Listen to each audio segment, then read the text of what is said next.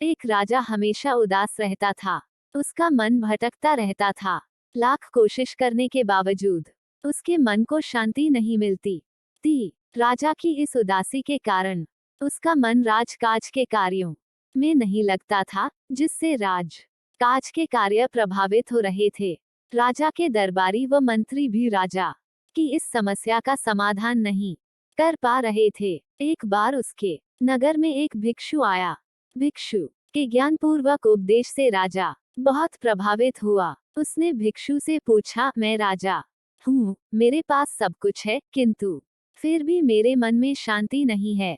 मुझे क्या करना चाहिए? भिक्षु ने राजा की बात पर गौर किया और फिर कुछ सोचकर बोले, राजन, आप प्रतिदिन भेष बदलकर अपनी प्रजा के बीच में जाएं और यह जानने की कोशिश करें कि प्रजा का क्या हाल है और आपका राज्य कैसा चल रहा है।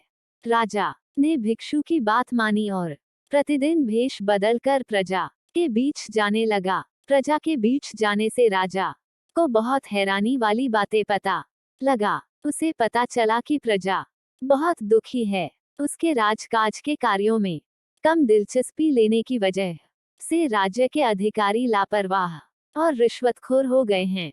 जमाखोरों की वजह से दैनिक कार्यों की मूलभूत वस्तुओं के भाव बढ़ने से महंगाई बढ़ गई है। खिन पानी की समस्या थी तो कहीं स्वास्थ्य सुविधाओं का अभाव था। धनी लोग तथा राजा के रिश्वतखोर अधिकारी मिली भगत से राज्य की संपदा लूट रहे थे। गरीब व्यक्ति और गरीब होता जा रहा था। प्रजा में राजा के प्रति आक्रोश बढ़ता जा रहा था। किसी भी वक्त प्रजा राजा के खिलाफ विद्रोह कर सकती थी। यह सब जानकार राजा तुरंत सब कुछ भूलकर राजकाज के कार्यों में जुट गया। रिश्वतखोर अधिकारियों को गिरफ्तार कर जेल में डाल दिया।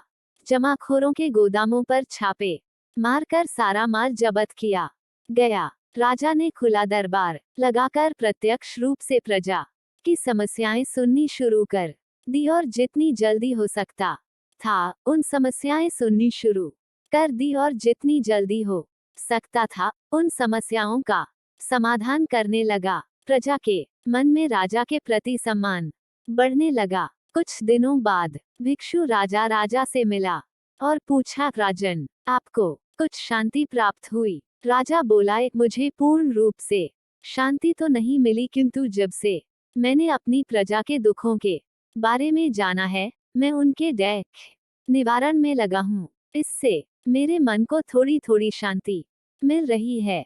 तब भिक्षु ने समझाया, राजन, आपने शांति के मार्ग को खोज लिया है, बीएस उस पर आगे बढ़ते जाएं।